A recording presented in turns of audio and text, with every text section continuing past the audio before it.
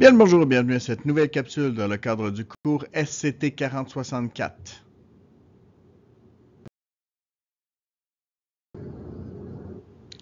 Aujourd'hui au programme, on parle des transformations de la matière, donc première capsule dans le cadre du dossier 3, et on parlera de quelques réactions chimiques.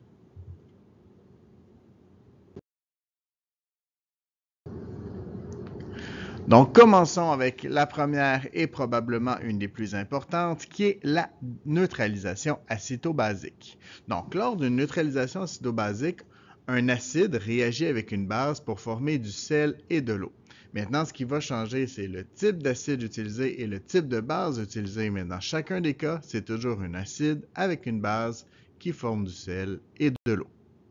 Ainsi, le cation, ce qui est l'ion positif libéré par l'acide, soit l'ion H+, s'unit avec l'anion, donc l'ion négatif libéré par la base, soit l'ion OH-, pour former une substance neutre, soit de l'eau. C'est pour ça qu'on appelle ça une neutralisation.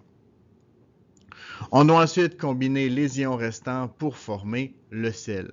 Attention de s'assurer que les sels formés aient une charge globale neutre. Donc pour ce faire, vous pouvez vérifier la section 2.3 où on parlait justement de comment former des molécules. On doit aussi vérifier évidemment que l'équation soit balancée.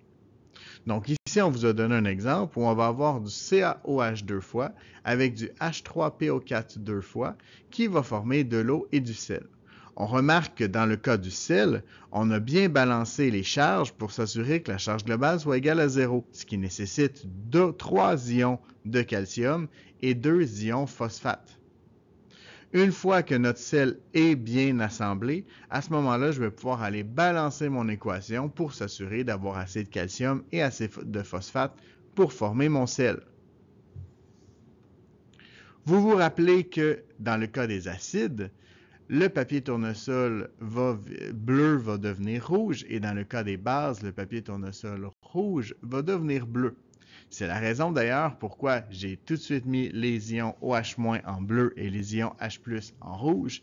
En fait, c'est une façon de vous laver le cerveau pour m'assurer en fait que vous associez toujours les acides avec le rouge et les bases avec le bleu, comme avec le papier tournesol.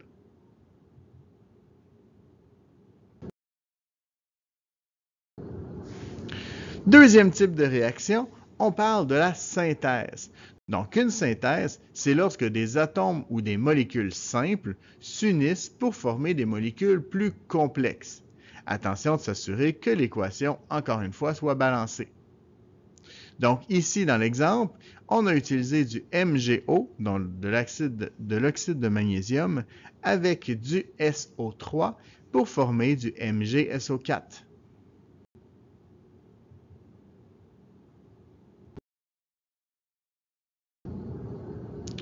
Troisième type de réaction, eh bien, c'est exactement l'inverse. Donc, une décomposition, c'est lorsque des molécules complexes se brisent pour former des molécules plus simples ou carrément des atomes. Attention de s'assurer, encore une fois, que l'équation soit bien balancée.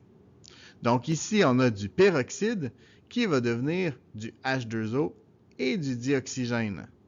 Donc, c'est une réaction qui se fait naturellement et qui donc va venir dans le fond, périmer notre peroxyde.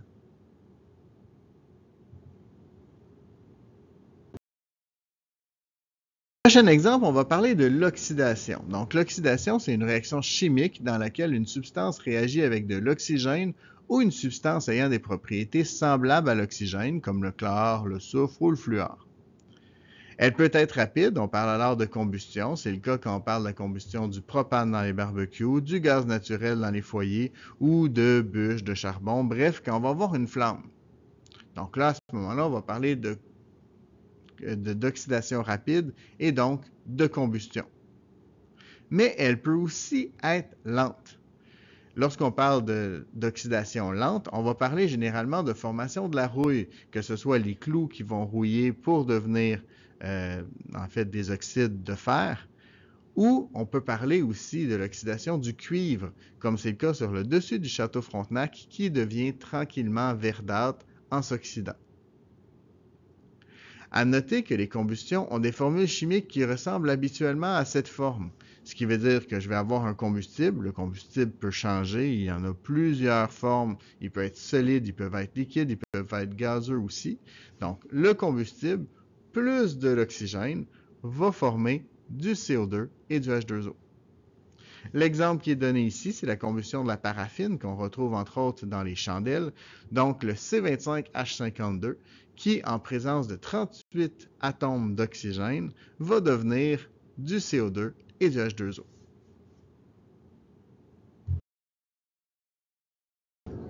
La prochaine réaction chimique, eh bien, c'est la précipitation. Donc, une précipitation, c'est la formation d'une substance peu ou pas soluble à partir de deux solutions aqueuses. On va donc avoir deux solutions qui ressemblent étrangement à de l'eau, et quand on va les mettre ensemble, il va y avoir la formation d'une substance solide à l'intérieur qu'on appelle le précipité. On la reconnaît par la présence de deux substances, généralement des sels, au départ, qui vont être inscrites avec les lettres AQ, ce qui veut dire aqueux, donc dissous dans l'eau. Dans les produits, on va retrouver généralement une substance aqueuse qui reste dissoute dans l'eau et une substance où on va voir la lettre S s'afficher. Donc la lettre S, ça veut dire que la substance est solide, donc elle ne sera pas dissoute dans l'eau, elle va former des grumeaux qui vont tomber dans le fond de mon bécher et donc qui vont devenir solides. C'est le cas par exemple dans l'exemple que j'ai donné ici du AgCl.